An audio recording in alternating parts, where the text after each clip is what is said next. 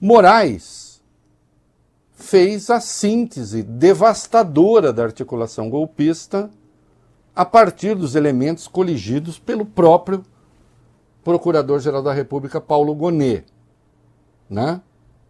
Rapidinho, vamos lá. Alexandre de Moraes, o relator, deu o voto mais longo. Ele falou 1h50, fez uma exposição exaustiva dos fatos, evidenciou o que nem as defesas contestaram, as articulações em favor do golpe de Estado e o envolvimento dos acusados com esses fatos, é o que determina o artigo 41 do Código de Processo Penal. Exatamente, o artigo 41 do Código de Processo Penal diz o seguinte: a denúncia ou queixa conterá a exposição do fato criminoso. Meninos, houve fato criminoso no curso das articulações golpistas? Acho que sim, né? E não se resumiram ao 8 de janeiro. O 8 de janeiro foi um ponto na trajetória. Mas houve ou não houve fato criminoso? Sim. Por exemplo, a reunião de 5 de julho de 2022, em que Bolsonaro se junta o governo e diz: não vai ter eleição, eu estou aqui para que vocês me digam como nós vamos fazer para que não haja eleição, constitui ou não uma ameaça ao Estado de Direito? Uma articulação para o golpe de Estado? As pessoas podem não gostar do Código Penal, mas é o que está no Código Penal. É tentativa de abolição do Estado de Direito, artigo 359-L. É tentativa de golpe de Estado, artigo 359-M. Pelos argumentos já muitas vezes, ou pelo argumento já muitas vezes dito, lembrado, repetido, de que é tentativa, porque se um golpe de Estado é bem sucedido, o golpista é que vai dar as cartas, não? E não será o golpista a punir o golpe, não é, meu querido Vale Bem, meu querido Arthur.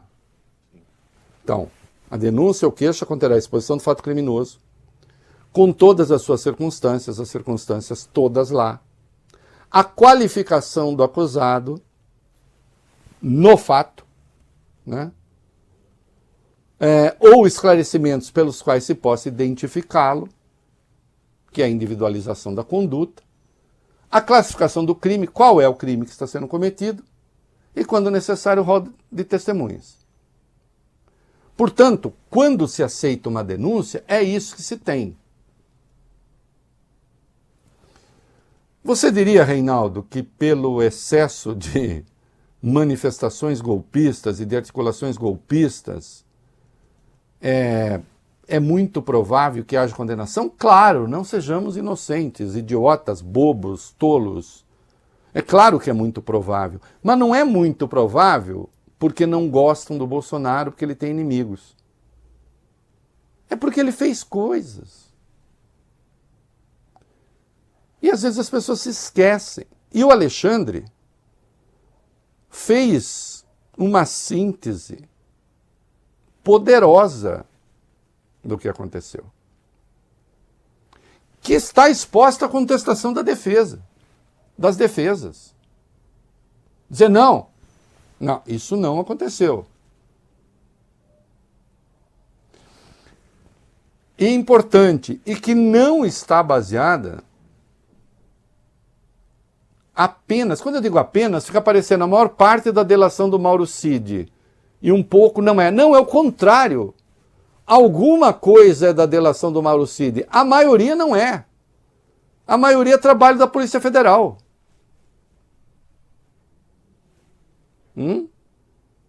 Uma Polícia Federal, felizmente esta, que não está envolvida com golpistas. E nem empenhada em dar golpe. O ministro lembrou como começou. Vamos fazer a cabeça, meninos, para dar um joguinho aí, vai lá. Sim, durante a votação, o ministro Alexandre de Moraes, relator do caso, lembrou como começou a fase mais aguda de preparação da tramóia golpista. Em 2021, Jair Messias Bolsonaro começou a organizar uma estratégia para difundir notícias falsas sobre o sistema eleitoral brasileiro. Na transmissão da live já dita, realizada em 29/7/2021, o denunciado atacou as urnas O denunciado atacou as urnas eletrônicas sem nenhum fundamento e sem apresentar nenhum elemento concreto. E a partir daí, a partir da live, se viralizou com a utilização das milícias digitais e do famoso, que também vem sendo investigado pela Procuradoria-Geral da República, o famoso Gabinete do Ódio. E Gabinete do Ódio não foi o Supremo Tribunal Federal, a Polícia Federal ou a Procuradoria-Geral da República que deu esse nome.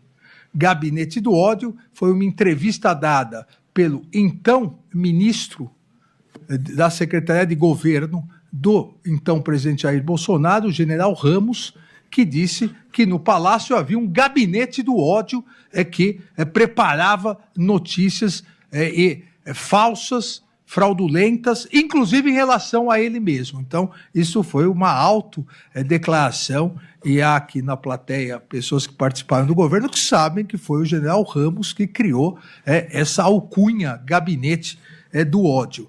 E a partir disso, as urnas eletrônicas começaram a ser atacadas e junto com elas, atacado o Tribunal Superior Eleitoral e o Supremo Tribunal Federal.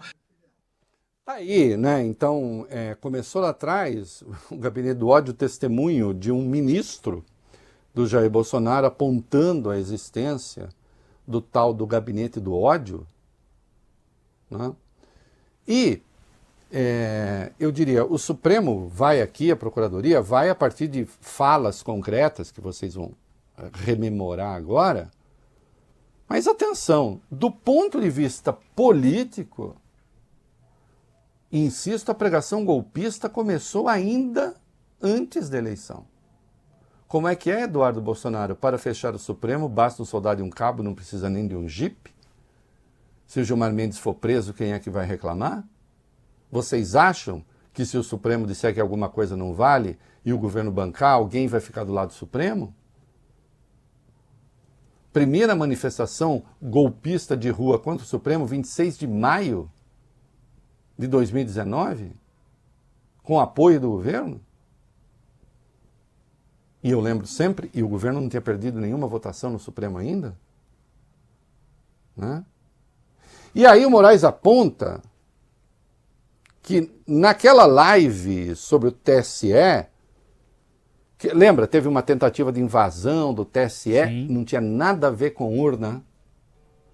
Ele fez uma live, né? E ali ele já fez uma conclamação golpista. Coloca o vídeo aí. Na própria live, o denunciado Jair Messias Bolsonaro incitou publicamente a intervenção das Forças Armadas. Depois de atacar as urnas eletrônicas, diz: o Exército Verde-Oliva é o Exército do Brasil. Também nunca faltou, quando a nação assim chamou os homens das Forças Armadas. A história viveu momentos difíceis, mas a nossa liberdade foi preservada. Onde as Forças Armadas não acolheram o chamamento do povo, o povo perdeu a sua liberdade. O chamamento do povo. Exatamente o que se pretendia, e inúmeros réus confessos disseram nos depoimentos, se pretendia dia 8, com a invasão, a agressão, a destruição dos poderes, que se convocasse uma GLO e o Exército, ao atender a GLO, seria recepcionado por aqueles golpistas e, a partir daí, convencidos, segundo os organizadores, a proclamar o golpe militar e destituir o governo legitimamente eleito. Atenção, isso não é uma interpretação. Isso são fatos. Isso são fatos. Fatos que eu diria, ali, da preparação, a ministra Carmen Lúcia, nós vamos ver um trecho ainda hoje dela. A ministra Carmen Lúcia, aliás, um excelente voto, chamou a atenção para isso, de como as coisas estavam sendo preparadas. Mas, evidentemente, as coisas não ficaram, vou fazer uma live e vou dizer, olha aqui, eu tenho o apoio das Forças Armadas. Aliás, quantas vezes o Bolsonaro fez isso, hein? Quantas vezes ele ameaçou as instituições, apelando às Forças Armadas? Ele chegava a chamar, Arthur Voglio Bene, o exército de meu exército. Sim. Não era o exército do Brasil, era o exército dele. No dia 19 de abril de 2020, lembramos ontem aqui, ou anteontem, uma pregação em frente ao QG do Exército em Brasília, o Forte Apache, o mesmo lugar que depois foi ocupado, a área adjacente ocupada pelos golpistas, fez ali uma manifestação, falou numa manifestação que pediu o AI-5. E onde ele dizia do seu exército, era uma ameaça aos poderes instituídos. Obviamente, eu chamava atenção, eu tenho uma penca de textos no UOL, na Folha, que é a época era colunista, em todos os lugares, dizendo crime comum e crime de responsabilidade. O crime de responsabilidade que pode dar o impeachment. Impeachment, evidentemente, teria de passar por maioria no Congresso, de 2/3, não passaria.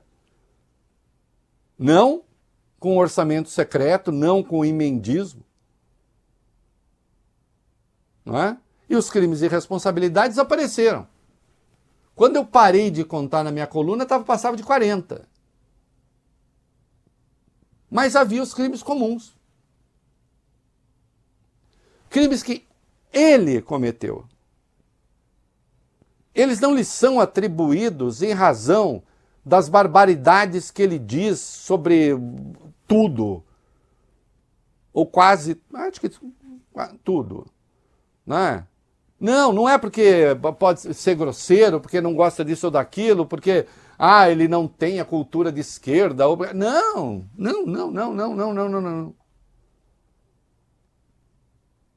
Em razão das ameaças que fazia às instituições e como deixou claro o inquérito da Polícia Federal das articulações objetivas para dar o golpe de Estado. Né?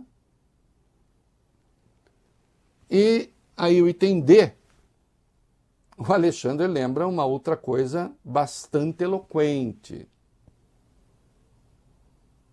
E tem gente que acaba se esquecendo, né, no curso das coisas, do que aconteceu, do que é que eu estou falando.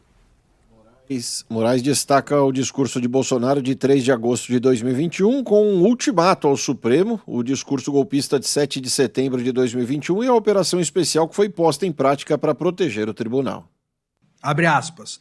Se o ministro Barroso, que era o então presidente do Tribunal Superior Eleitoral, hoje nosso presidente do Supremo Tribunal Federal, abre aspas de novo, se o ministro Barroso continuar sendo insensível, como parece que está sendo insensível, quer processo contra mim, se o povo assim o desejar, porque devo lealdade ao povo brasileiro, uma concentração na Paulista para darmos um último recado, para aqueles que ousam açoitar a democracia. Repito, o último recado para que eles entendam o que está acontecendo. Passem a ouvir o povo. Eu estarei lá. Abre aspas. E a, entre aspas, insensibilidade atacada em relação ao ministro Barroso era a defesa da lisura das eleições, a defesa da lisura das urnas eletrônicas, hoje defendida até pelo governo norte-americano do presidente Donald Trump, e a defesa da justiça eleitoral. E por isso o denunciado disse, repito, uma concentração na Paulista para darmos um último recado para aqueles que ousam açoitar a democracia. Isso foi 3 de agosto de 2021. Em 7 de setembro de 2021, todos se recordam, na Avenida Paulista, que o então presidente Jair Bolsonaro, após algumas palavras carinhosas em relação à minha pessoa, disse que, a partir daquele momento, não cumpriria mais ordem judicial. E o ministro Luiz Fux, nosso presidente, então, do Supremo Tribunal Federal, se recorda que estavam incitando caminhoneiros a invadir o Supremo Tribunal Federal. O ministro Luiz Fux liderou uma das maiores operações de segurança no Supremo Tribunal Federal. Passou o dia 7 de setembro de 2021 dentro do Supremo Tribunal Federal, com a nossa Polícia Judiciária, com apoio da Polícia Militar, para evitar que se invadisse o Supremo Tribunal Federal. Então, a ameaça feita dia 3/8, de uma última... um último recado foi cumprido, dia 7 de setembro, mas a resistência das instituições, e naquele momento personificada pela presidência do ministro Luiz Fux, a resistência democrática foi mais forte que o último recado dado àqueles que, abre aspas, ousam açoitar a democracia. Bom, todo mundo se lembra disso, não é? Foi em São Paulo. Ele fez um ato em Brasília, e começou uma turma. Eu acho engraçado, eu já achei muito grave de Brasília, mas aí eu fui olhar algumas coisas, né, dizendo assim, não, até que ele pegou leve. Como pegou leve? O ato em si, contra o Supremo, porque é um motivo mesmo? O ato em si já era um absurdo. Em Brasília, mas não houve tanta agressão assim, ele até se comportou. Aliás, ele havia, atenção, gente dele, só conheço esses bastidores. Ei, meu filho, é que tem coisa que é off. Conversou com um monte de gente entrou, não, fica tranquilo, Bolsonaro vai ser suave, vai ser só uma satisfação que ele vai dar à sua turma. Quando chegou em São Paulo, aí ele perdeu a tramontana. Então era o último recado, era ultimato, é o povo sou eu, é o meu exército, eu devo satisfação apenas a vocês, não à Constituição, porque é isso que está querendo dizer, esse negócio de 4 linhas é papo furado, aliás, sempre foi, e estou anunciando aqui que eu não vou obedecer mais a ordens judiciais. Aí, há de dizer aqueles que falam, mas espera aí, ele falou, mas não fez. Isso foi conversa. Não. Fez. Houve as reuniões, desde a reunião de 5 de julho, o Alexandre tocou nisso, para impedir a realização da eleição. E no núcleo estava essa turma que está se tornando ré com ele, né? Até a tal da minuta golpista. Tem coisa engraçada, né? Tem gente que diz assim, não, o fato de ter colocado no papel demonstra que havia alguma boa-fé nisso. Como é que é? Bom, Arthur, é o seguinte, se não põe no papel, você só conversa, então não tem prova. Se põe no papel, então é boa-fé. Uhum. Não, é que ele está falando hora golpe de hora estado de sítio, hora estado de defesa, hora não sei o quê. Se está na Constituição, pode. Mas pode porque perdeu a eleição? O que há? Essa gente...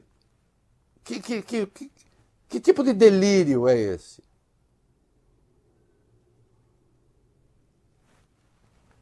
Isso sendo apresentado para militares, para o comando militar? O ministro da Defesa, Paulo Sérgio Nogueira, chamando os comandantes militares para apresentar a minuta de golpe? É isso? A gente tem aí a coisa da minuta do golpe? Eu estou vendo aqui que eu... Então vamos lá. O ministro Alexandre de Moraes, durante o julgamento, também tratou da minuta do golpe e evidenciou não haver dúvidas sobre o conhecimento que Bolsonaro tinha desse documento. E apesar de algumas alegações, com todo o respeito, de que minutas de golpe são coisas normais que corriam pela internet, o ministro Flávio Dino até perguntou, né, onde estava essa minuta? Essa minuta corria entre autoridades, é como se fosse algo normal. Todos darem um palpitinho na minuta de golpe, vamos melhorar aqui para o golpe ser um pouco melhor. Não é normal. É que o presidente, que acabou de perder uma eleição, se reúna com o comandante do Exército, o comandante da Marinha e ministro da Defesa para tratar de uma minuta de golpe. Não há nenhuma dúvida que o denunciado Jair Messias Bolsonaro conhecia, manuseava e discutiu sobre a minuta do golpe. Isso não há dúvida. O fato, as interpretações sobre o fato vão ocorrer durante a instrução processual penal. Se ele analisou e não quis, se analisou e quis, isso será num juízo de culpabilidade. Mas não há dúvida de que ele tinha conhecimento da minuta do golpe que foi apreendida, chame-se como quiser, porque uma decretação de estado de sítio. Estado de sítio ou estado de defesa. Ora, falou uma coisa ou a outra. Olha, sim, e depois tem um outro momento, nem vou colocar aqui, meninos, em que ele fala do Paulo Sérgio Nogueira apresentando. Isso foi apresentado à cúpula militar. Não havia a menor dúvida a respeito.